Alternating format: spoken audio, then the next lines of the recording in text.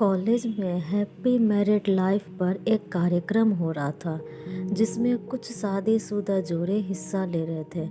जिस समय प्रोफेसर मंच पर आए उन्होंने नोट किया कि सभी पति पत्नी शादी पर जोक कर हंस रहे थे। ये देखकर प्रोफेसर ने कहा कि चलो पहले एक गेम खेलते हैं, उसके बाद अपने विषय पर बातें करेंगे।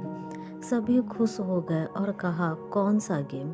प्रोफेसर ने एक मैरिड लड़की को खड़ा किया और कहा कि तुम ब्लैक बोर्ड पे ऐसे 25-30 लोगों के नाम लिखो जो तुम्हें सबसे अधिक प्यारे हो।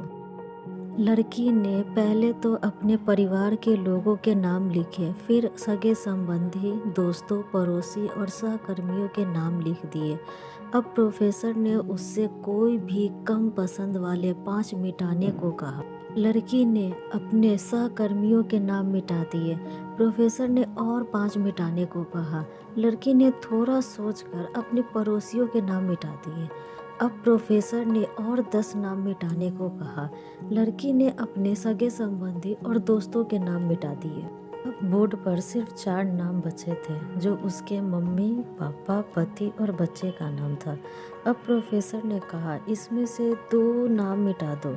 लड़की असमंजस में पड़ गई। बहुत सोचने के बाद, बहुत दुखी होते हुए उसने अपने मम्मी पापा का नाम मिटा दिया। सभी लोग स्तब्ध और शांत थे, क्योंकि वो जानते थे कि ये गेम सिर्फ वो लड़की नहीं खेल रही थी, उनके दिमाग में भी यही सब चल रहा था। अब सिर्फ 2 ही नाम बचे थे, पति और बेटे का। प्रोफेसर ने कहा, और एक नाम मिटा दो। लड़की अब सहमी सी रह गई। बहुत सोचने के बाद रोते हुए अपने बेटे का नाम मिटा दिया। प्रोफेसर ने उस लड़की से कहा, तुम अपनी जगह पर जाकर बैठ जाओ, और सभी की तरफ गौर से देखा और पूछा, क्या कोई बता सकता है कि ऐसा क्यों हुआ कि सिर्फ पति का ही नाम बोर्ड पर रह गया? कोई जवाब नहीं दे पाया। सभी मुंह लटकाकर बैठे थे। प्रोफेसर ने फिर उस लड़की को खड़ा किया और कहा, ऐसा क्यों? जिसने तुम्हें जन्म दिया और पाल पोस कर इतना बड़ा किया, उनका नाम तुमने मिटा दिया। और तो और तुमने अपने कोख से जिस बच्चे को जन्म दिया, उसका भी नाम तुमने मिटा दिया। इस पर लड़की ने जवाब दिया कि अब मम्मी पापा बूढ़े हो चुके हैं। कुछ साल के बाद वो मुझे और इस दुनिया को छोड़ के चले जाएंगे। मेरा बेटा जब बड़ा हो जाएगा तो ज़रूरी नहीं कि वो शादी के बाद मेरे साथ ही रहे, लेकिन मेरे पति जब तक मेरी जान में जान है तब तक मेरा आधा शरीर बनके मेरा साथ निभाएंगे। इसलिए मेरे लिए सबसे अजीज मेरे पति हैं। प्रोफेसर और बाकी स्टूडेंट ने तालियों की गूंज से लड़की को सलामी दी।